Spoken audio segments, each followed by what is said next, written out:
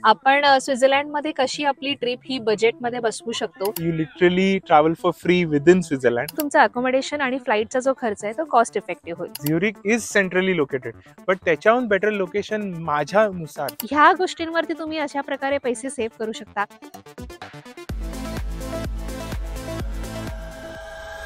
नमस्कार, मी पुष्कर मी वृषाली आणि तुमचं स्वागत आहे परत एकदा एका नवीन व्लॉग मध्ये. आज आम्ही खरं तर घरूनच व्लॉग करणार होतो, पण वेदर इतकं छान आहे की आम्ही डिसाईड केलं की आपण बाहेर जाऊन व्लॉग करू. आजचा टॉपिक काय वृषाली? येस, तर आजच्या टॉपिक विषयी मी थोडं सांगणारच आहे, पण त्याआधी सर्वांना खूप खूप खूप थँक्यू. जो व्हिडिओ आहे आमचं गाव कसं आहे, आजूबाजूचा परिसर, त्याच्यावरती खूप छान छान कमेंट्स केले आणि तुम्हाला सगळ्यांना तो व्हिडिओ खूप आवडला. So thank you so much. आणि आम्ही नक्कीच बंकर्सवरती एक व्हिडिओ लवकरच करू. ऑल्सो मोमोलाही तुम्ही खूप छान छान बर्थडे विश केलेला आहे, त्यामुळे thank you thank you thank you so much. तर मोमो तुम्हाला थँक्यू बोलेल, तर आपण मोमोलाही बघूया. ती ऍक्च्युली आम्ही तिच्या एरियामध्ये आहोत. हा ऑफलिश एरिया आहे जिथे मोमो खेळते. तू थँक्यू बोल ना सगळ्यांना. थँक्यू बोल. थँक्यू बोल. थँक्यू बोल मोमो. थँक्यू बोल.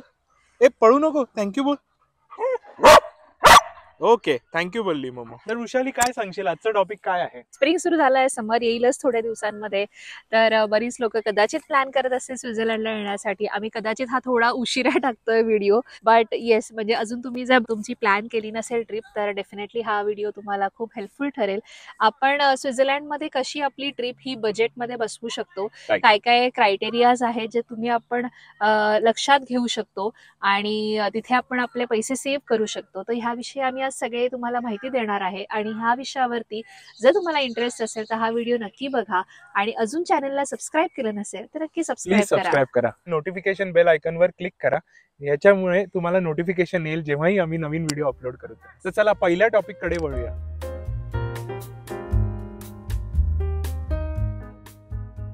तर आता आपण वळूया आपल्या पहिल्या मुद्द्याकडे, जो आहे फ्लाईट बुकिंग. तर फ्लाईट बुकिंग करताना मी जी वेबसाईट प्रेफर करतो ती आहे स्काय स्कॅनर. तुम्ही कुठलीही वेबसाईट प्रेफर करू शकतात डिपेंडिंग ऑन तुम्हाला कुठे सोयीस्कर वाटतं. स्काय स्कॅनर काय करतं, basically it's an aggregator. So जितके काही बुकिंग वेबसाईट्स असतात तर त्याचं सर्च ते एकत्र करतं आणि एकत्रित करून तुम्हाला दाखवतं की कुठली फ्लाईट कुठल्या वेबसाईटवर तुम्हाला स्वस्त पडेल. तर अशा प्रकारे स्काय स्कॅनर स्वतः बुकिंग नाही करत, तर स्काय स्कॅनर तुम्हाला तो रिझल्ट एकत्रित करून त्या वेबसाईटवर घेऊन जातं. तर त्यामुळे आपल्याला इझी पडतं. Rather than going through an number of websites, आपल्याला स्काय स्कॅनर थ्रू कळतं की कुठल्या वेबसाईटवर मी जर गेलो तर मला स्वस्तात फ्लाईट्स मिळतील. त्यावेळेस ऑफकोर्स खूप कंडिशन्स डिपेंड आहेत यावर, की तुम्ही कधी बघताय फ्लाईट्स, किती वेळ आहे तुम्हाला ट्रॅव्हल करायला. जितकं आधी कराल तितकं बेटर आहे. आता आपण कन्सिडर करतोय की तुम्ही मुंबई किंवा जे काही आपले बिग एअरपोर्ट्स आहेत इंडियातले, तिथून जर ट्रॅव्हल करत असाल स्वित्झर्लंडला तर तुम्ही कुठे येऊ शकता. तर स्वित्झर्लंडमध्ये 3 मेजर एअरपोर्ट्स आहेत, बाझल, झ्युरिक आणि जिनिव्हा. या 3 एअरपोर्ट्सला तुम्ही ॲज अ डेस्टिनेशन टाकून बघू शकता की कुठल्या एअरपोर्टला जर तुम्ही आलात तर तुम्हाला कॉस्ट इफेक्टिव्ह पडेल. फॉर एक्झाम्पल, जर तुम्ही मुंबईहून फ्लाय करताय तर Zurich particularly it's a very busy airport and one of the busiest airport in Switzerland as compared to Geneva आणि बाझल. तर त्यामुळे झ्युरिकला फ्लाईट्स खूप आहेत. पण त्याच प्रकारे जर तुम्ही सीझन टाईममध्ये आलात, जर एप्रिल मे जूनमध्ये आला तर तुम्हाला झ्युरिक खूप महाग पडेल. कारण डेफिनेटली तिथे टुरिस्ट लोक खूप येणार आहेत या सीझनमध्ये आणि गोइंग फॉरवर्ड ऑगस्टमध्ये सुद्धा पण, कारण इथे समर चालू आहे. तर त्यामुळे त्यानुसार तुम्ही आधी प्लॅन करा जर तुम्ही झ्युरिकला येत असाल तर. त्याच प्रकारे जर तुम्ही जिनिव्हाला आलात तर जिनिव्हाला डायरेक्ट फ्लाईट्स नाही आहेत मुंबईहून, इनडिरेक्ट फ्लाईट्स आहेत. म्हणजेच एक हॉल्ट आहे. जर तुम्हाला डायरेक्ट फ्लाईट घ्यायची आहे तर तुम्ही झ्युरिकला येऊ शकता, मुंबईहून स्विस एअर येते डायरेक्ट. बट जर तुम्हाला ब्रेक जर्नी चालणार असेल तर Geneva is a very good option. कारण एकदा तुम्ही स्वित्झर्लंडमध्ये आलात की तुम्ही इंटरनली ट्रेननी ट्रॅव्हल करूच शकता. स्वित्झर्लंड एवढं मोठं नाहीये. डेस्टिनेशन A to B तुम्ही 2.5-3 तासात पोहोचूच शकता. आणि जर तुमच्याकडे स्विस पास ऑलरेडी असेल तर मग सॉर्टेड आहे, कारण तुम्हाला इंटरनली काहीच फेअर लागणार नाहीये. तर त्यामुळे you literally travel for free within Switzerland. तर अशा प्रकारे तुम्ही प्लॅन करू शकता आणि तुमचं फ्लाईट बुकिंग करू शकता.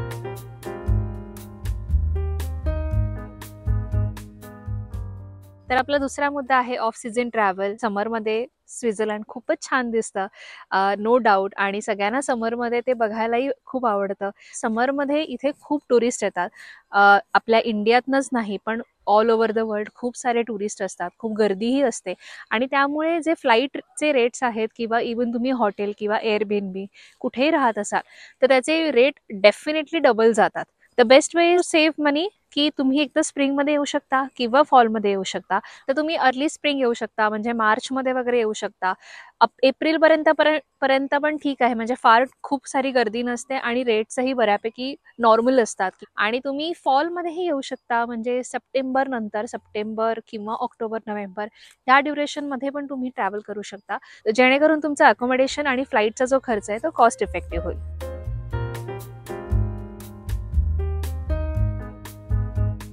यानंतरचा मुद्दा आहे तो अकोमोडेशन. तुम्ही अकोमोडेशन सिलेक्ट करा जी फार सेंट्रली लोकेटेड असेल. बरीचशी टुरिस्ट येतात आणि झ्युरिकला राहतात किंवा झ्युरिकच्या आजूबाजूच्या जागेत राहतात. काहीच वाईट नाहीये त्याच्यात. झ्युरिक इज सेंट्रली लोकेटेड, बट त्याच्याहून बेटर लोकेशन माझ्यानुसार मी सजेस्ट करीन बर्न आहे. कारण तिथे तुम्हाला ॲज कम्पेअर टू झ्युरिक थोडे कमी रेट्स मिळतात. ऑफकोर्स बर्नमध्ये पण जर तुम्ही सिटीमध्ये राहत असाल तर महाग पडणारच तुम्हाला, कारण that's the capital. But as compare to Zurich थोडं रिझनेबल रेटमध्ये तुम्हाला बर्नमध्ये बरेचसे ऑप्शन्स मिळतात. आणि बर्न बिंग सेंट्रली लोकेटेड तुम्हाला तिकडून western part, eastern part, south, north सगळं व्यवस्थित फिरता येतं आणि बर्नहून ट्रेन सगळीकडे कनेक्शन्स आहे. त्यामुळे मी रेकमेंड करीन की तुम्ही बर्नमध्ये बघा. आता हॉटेल की एअरबीएनबी, तर डिपेंडिंग ऑन युअर आयटिनरी आणि depending on your family size, जर तुम्ही कपल येत आहे तर मग तुम्ही हॉटेलही प्रेफर करू शकता ऑर एल्स एअरबीएनबी, पण जसे तुम्हाला रेट्स मिळतात त्यानुसार. बट जर तुम्ही ॲज अ फॅमिली येत आहे आणि स्पेशली तुमच्याकडे जर छोटं बाळ असेल किंवा तुमच्याकडे वयस्कर मंडळी असतील तर मग मी रेकमेंड करीन की तुम्ही एअरबीएनबी चूज करा.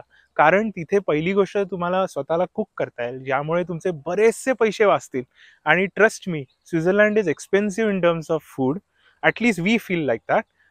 सो त्यामुळे बाहेरचं दररोज, एस्पेशली जर तुम्ही इंडियन फूड खाणार असाल तर प्रचंड महाग आहे. ऑफकोर्स तुम्ही ट्रॅव्हल करताय आणि many of us don't feel like cooking, कारण आपण घरी कुक करतच असतो, इथे येऊन परत कशाला. बट ट्रस्ट मी, ह्यानी तुम्ही खूप पैसे वाचवाल. ॲटलीस्ट तुम्ही मिग्रोज किंवा कॉपमधनं जर पॅकेज फूड घेऊन आलात तर तुम्हाला बरेचसे पैसे वाचवता येतील.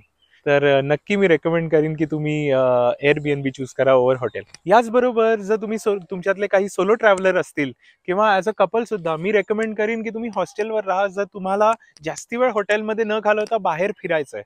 कारण प्रॅक्टिकली आपण जरी महागातली कुठली प्रॉपर्टी बुक केली तरी आपण unless and until we decide to stay in that property for the entire day, आपण जास्ती वेळ त्या प्रॉपर्टीत राहत नाही, आपण पूर्ण दिवस बाहेरच घालवतो. त्यामुळे मी रेकमेंड करीन की तुम्ही हॉस्टेल बुक करा ओव्हर अ हॉटेल.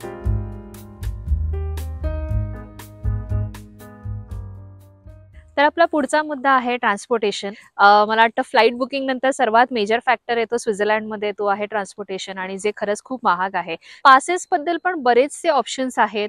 डिपेंड्स तुमच्या आयटरनरीवर की तुम्ही कुठे राहताय, तुम्हाला काय बघायचंय. एक तर सगळ्यांना माहिती आहे स्विस ट्रॅव्हल पास, बऱ्याच लोकांना माहिती असेल किंवा नसेल माहिती, तर मी सांगते की स्विस ट्रॅव्हल पासमध्ये काय होतं की तुमचं जे पब्लिक ट्रान्सपोर्ट आहे, मग ते ट्रॅम असू दे किंवा बस असू दे, ट्रेन असू दे, हे सगळं अनलिमिटेड आहे, म्हणजे ते तो सगळं तुमचं कव्हर होतं. सो स्विस ट्रॅव्हल पास हा 3, 4, 6, 8, 15 असा दिवसांचा येतो, पण तो तुम्हाला कन्झिक्युटिव्हली यूज करावा लागतो. सो तो तुमची आयटरनरी प्रॉपर प्लॅन असेल आणि तुम्हाला प्रत्येक दिवस हा बाहेर जाऊन बघायचं असेल काहीतरी, तर डेफिनेटली तुम्ही स्विस पास हा कन्सिडर करू शकता. इट इज लिटल एक्सपेन्सिव्ह, मला वाटतं 25,000 स्टार्ट होतो तो पर पर्सन. सो तुम्ही SBB ह्या वेबसाईटवर जाऊन एकदा चेक करू शकता. जे माउंटनवरती केबल कार वगैरे लागतात किंवा ज्या फिनिक्युलर जातात, हे सगळं त्या पासमध्ये पूर्ण कव्हर नाही होत, ते तुम्हाला 50% रेटमध्ये पडतं. वेअरएज दुसरा जो ऑप्शन आहे तो आहे हाफ फेअर कार्ड. सो टुरिस्टना पण हाफ फेअर कार्ड घेता येतं, ज्याची प्राइस असते 120 फ्रँक. ह्याची जी व्हॅलिडिटी आहे ही 1 महिना असते. काही काही रिलेटिव्ह म्हणून येतात आपल्याकडे आणि त्यांची काही प्रॉपर आयटनरी प्लॅन नसते की लाईक प्रत्येक दिवस जाऊन काहीतरी बघायचंय, तर मला वाटतं त्या लोकांनी हाफ फेअर कार्ड घेणं जास्त सोयीस्कर पडेल. तुमचं जे पब्लिक ट्रान्सपोर्ट आहे, ट्रेन, ट्रॅम, कुठूनही तुम्ही ट्रॅव्हल करता, तर जे तिकीट असतं त्याच्यावरती तुम्हाला 50% डिस्काउंट मिळतो. हे बेसिकली हाफ फेअर कार्डचं कॅल्क्युलेशन आहे. मग तुम्ही ती माउंटनची केबल कार घ्या किंवा ट्रेन घ्या किंवा नॉर्मल बसमध्ये तुम्ही ट्रॅव्हल करा, सो प्रत्येक तिकिटावरती तुम्हाला 50% डिस्काउंट मिळतो. आणि आय थिंक मला हा जास्त चांगला ऑप्शन वाटतो as compare to Swiss travel pass. जे ठरवणार आहेत आल्यावरती की कुठे जायचं आणि काय करायचंय, त्यांनी डेफिनेटली हाफ फेअर कार्ड हा ऑप्शन ऑप्ट करावा. पण ज्यांची प्रॉपर आयटनरी प्लॅन आहे त्यांनी नक्की स्विस पासबद्दल विचार करायला काही हरकत नाही. आणि तिसरा ऑप्शन राहतो हा गाडी रेंट करण्याचा. Car renting is also equally expensive. तुम्ही बघू शकता त्यांच्या युरोप कार किंवा एव्हीस ह्या अशा वेगवेगळ्या वेबसाईट्स आहेत कार रेंटलच्या. तिथे जाऊन तुम्ही त्यांच्या वेबसाईटवर चेक करू शकता की तुमचं किती ड्युरेशन आहे स्वित्झर्लंडमध्ये आणि तुम्हाला कुठे कुठे फिरायचं आहे. आणि मग त्याप्रमाणे पेट्रोल असेल तर पेट्रोलचे काय चार्जेस आहे, इलेक्ट्रिक असेल तर इलेक्ट्रिकचे किती साधारण चार्जेस लागणार आहेत. सो तुम्ही तुमच्याप्रमाणे कॅल्क्युलेट करू शकता की कार रेंटिंग जर तुम्ही ऑप्शन सिलेक्ट केला तर तुम्हाला किती स्वस्त पडतंय versus public transport. Definitely public transport I will highly recommend. थोडंसं महाग आहे बट कनेक्टिव्हिटी खूप चांगली आहे.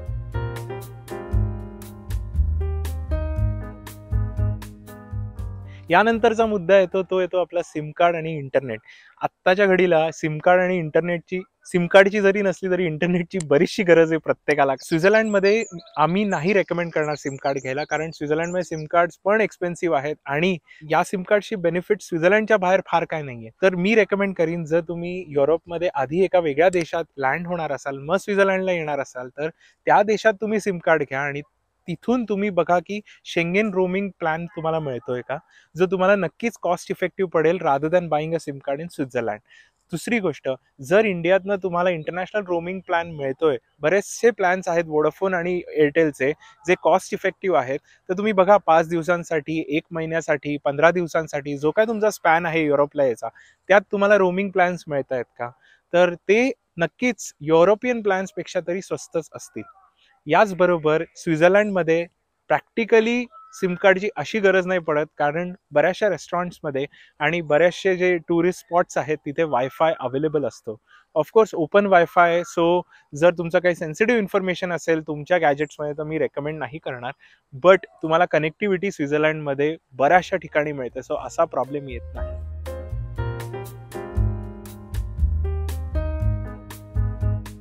स्वित्झर्लंडची आपली स्वतःची करन्सी आहे जी आहे स्विस फ्रँक CHF, आणि युरोपची स्वतःची आपली एक वेगळी करन्सी आहे जी आहे युरोस. तर त्यामुळे स्वित्झर्लंडला जर तुम्ही कॅश घेऊन येणार असाल तर आम्ही रेकमेंड करू की तुम्ही स्विस फ्रँक वेगळे घेऊन या. इथे mostly people prefer Swiss francs over euros. Euros चालत नाही असं नाही, बट सगळ्याच ठिकाणी चालतं का, तर नाही. प्लस स्वित्झर्लंडमध्ये almost everywhere unless and until it is specified की इथे फक्त कॅश ओनली आहे, कार्ड चालतात. सो त्यामुळे मी रेकमेंड करेन की तुम्ही मल्टी करन्सी कार्ड कॅरी करू शकता, ज्यामुळे तुम्हाला रिस्ट्रिक्शन राहणार नाही, जॉग्राफिकल रिस्ट्रिक्शन की याच देशाची ही करन्सी किंवा या देशाची ही करन्सी. तुम्ही करन्सी स्विच करू शकता आणि तुमची लोडिंग करन्सी एक वेगळी असू शकते. तुमच्या बँक बरोबर कन्सल्ट करा कुठली बँक तुम्हाला कॉस्ट इफेक्टिव्ह रेटमध्ये मल्टी करन्सी कार्ड देते आणि त्यानुसार त्या कार्डला ऑप्ट करा. त्याचबरोबर तुम्ही जेव्हा कार्डनी पेमेंट करता इकडे, जरी तुम्ही तुमच्या क्रेडिट कार्डनी पेमेंट करत असाल तरी स्विस फ्रँकमध्ये पेमेंट करा. इकडची बँक तुम्हाला त्यांच्या कन्व्हर्जन चार्जेसवर चार्ज करू शकते. I know it sounds complicated, but याच्यावर थोडा रिसर्च करा. जर तुम्ही स्विस फ्रँकमध्ये पेमेंट केली तर तुम्हाला कॉस्ट इफेक्टिव्ह पडू शकतं.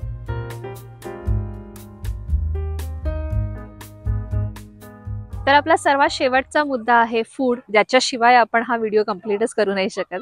स्वित्झर्लंडमध्ये बाहेरचं खाणं म्हणजे तिन्ही मील्स, ब्रेकफास्ट, लंच, डिनर, हे जे आपले मेन मील्स असतात, प्रत्येक वेळेला बाहेरचं खाल्लं तर थोडं तुम्हाला महागात पडू शकतं, कारण इथे फूड इक्वली एक्सपेन्सिव्ह आहे. जसं मी मगाशी म्हणाले, ट्रान्सपोर्ट आहेच पण त्यानंतर फूडही आहे. आता ह्याच्यावरती आपण कसे पैसे सेव्ह करू शकतो, तर नंबर 1 की तर तुम्ही एअरबीएनबी मध्ये राहत असाल, जर तुम्ही एअरबीएनबी ऑप्ट केलं असेल तर डेफिनेटली तुमचा जो ब्रेकफास्ट आहे तो तुम्ही घरी काहीतरी बनवू शकता. तुम्ही ॲटलिस्ट ऑमलेट करू शकता किंवा मॅगी गरम करून खाऊ शकता, किंवा तुम्ही जर काही तुमचे रेडी टू ईट पॅकेट्स आणले असतील तर ते तुम्ही गरम करून ब्रेड सोबत खाऊ शकता. दुसरा मुद्दा आहे की जर तुम्ही इंडियन फूड प्रेफर करत असाल स्वित्झर्लंडमध्ये, म्हणजे तुम्हाला प्रत्येक दिवशी इंडियन खाणं जर खायचं असेल तर ज्या मोठ्या सिटीज आहेत, बर्न, लोझान, लुझन, इंटरलाकन किंवा झ्युरिक, जिनिव्हा या ज्या सगळ्या मोठ्या सिटीज आहेत तिकडे तुम्हाला भरपूर इंडियन रेस्टॉरंट सापडतील. पण एवढंच आहे की अगेन मोठ्या सिटीज असल्यामुळे प्राइसही तेवढीच महाग असते.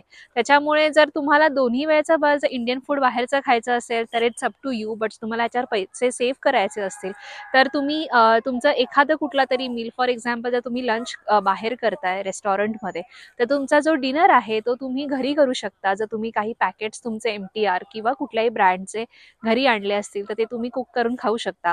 किंवा दुसरा ऑप्शन आहे की तुम्ही सुपर मार्केट्समध्ये जे रेडी टू ईट प्रोडक्ट्स मिळतात, पिझ्झा, पास्ता, सलॅड्स असतात, ते तुम्ही घेऊ शकता सुपर मार्केटमधनं. ह्या गोष्टींवरती तुम्ही अशा प्रकारे पैसे सेव्ह करू शकता खाण्यावरती.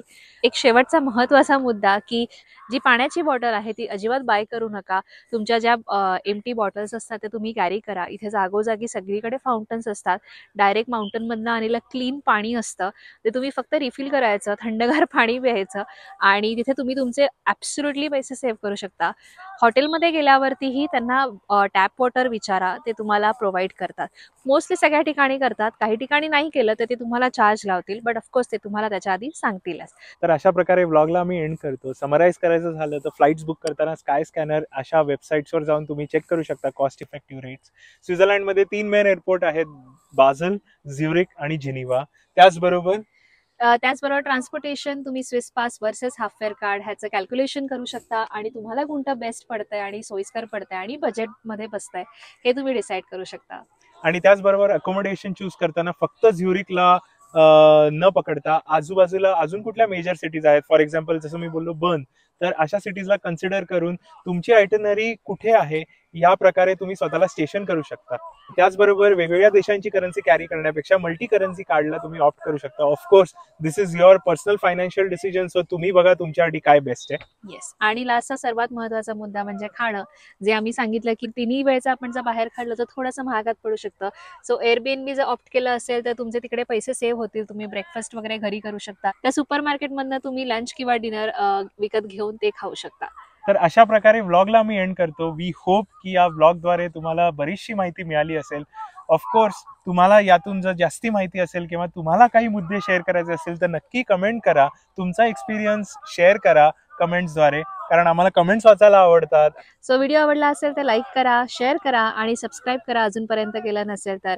भेटूया नेक्स्ट व्लॉगमध्ये. तोपर्यंत bye bye and happy journey. Happy journey.